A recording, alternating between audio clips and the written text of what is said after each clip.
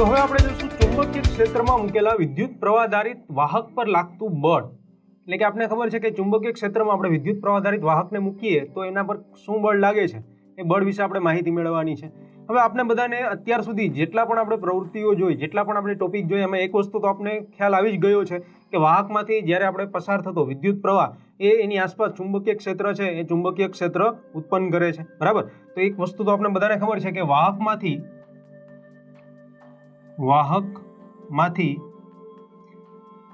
પસાર થતો વિદ્યુત પ્રવાહ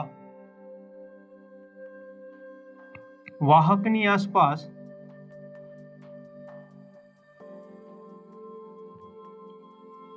ચુંબકીય ક્ષેત્રની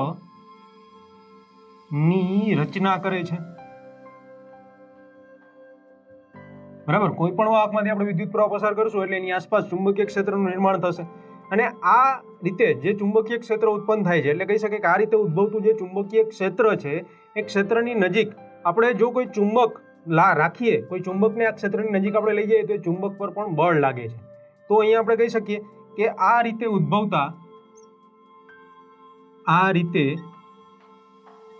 ઉદ્ભવતા ચુંબકીય ક્ષેત્રની નજીક કોઈ ચુંબક રાખતા તેના પર પણ બળ લાગે છે, બરાબર। આવું ચુંબકીય ક્ષેત્ર ઉત્પન્ન થયું ને એની આસપાસ એની નજીકમાં આપણે કોઈ ચુંબકને લઈ જઈએ તો તેના ઉપર પણ બળ લાગતું આપણને દેખાશે। હવે આ જે પ્રવૃત્તિ છે, આ જે વસ્તુ, આ જે વાત આપણે કહી કે ચુંબકીય ક્ષેત્રની નજીક કોઈ ચુંબકને લઈ જશું તેના પર બળ લાગશે, એ ફ્રેન્ચ વૈજ્ઞાનિક એન્દ્રે એમ્પિયરે પણ આ જ દર્શાવ્યું કે જ્યારે પણ આપણે ચુંબકને કોઈ પણ વિદ્યુત પ્રવાહ આધારિત તારની નજીક લઈ જશું, વિદ્યુત પ્રવાહ આધારિત વાહકની નજીક લઈ જઈએ તો એ વાહક પર સમાન મૂલ્યનું અને વિરુદ્ધ દિશામાં બળ લગાડે છે, બરાબર। તો આ પ્રવૃત્તિ દ્વારા એન્દ્રે એમ્પિયરે કહી શક્યું કે જ્યારે આપણે કહી શકીએ કે ફ્રેન્ચ વૈજ્ઞાનિક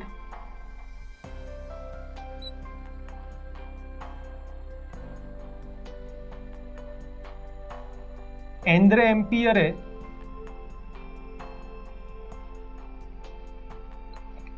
દર્શાવ્યું કે જ્યારે ચુંબકને વિદ્યુત પ્રવાહ આધારિત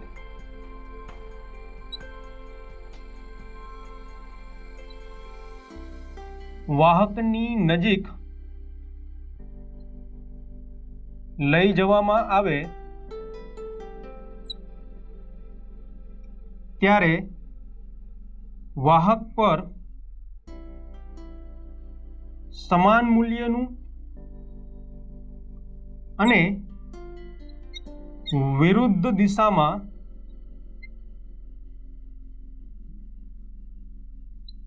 બળ લાગે છે।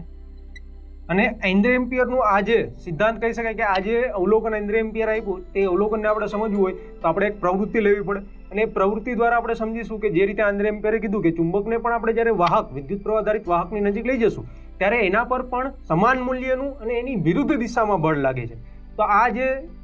કહી શકાય કે આ જે સ્ટેટમેન્ટ જે એન્દ્રે એમ્પિયરે આપેલું છે એને સમજવા માટે આપણે એક પ્રવૃત્તિ જોઈએ અને પ્રવૃત્તિ દ્વારા આપણે કેટલાક અવલોકનો લઈને આ જે વસ્તુ એન્દ્રે એમ્પિયરે કીધેલી છે એની આપણે સમજણ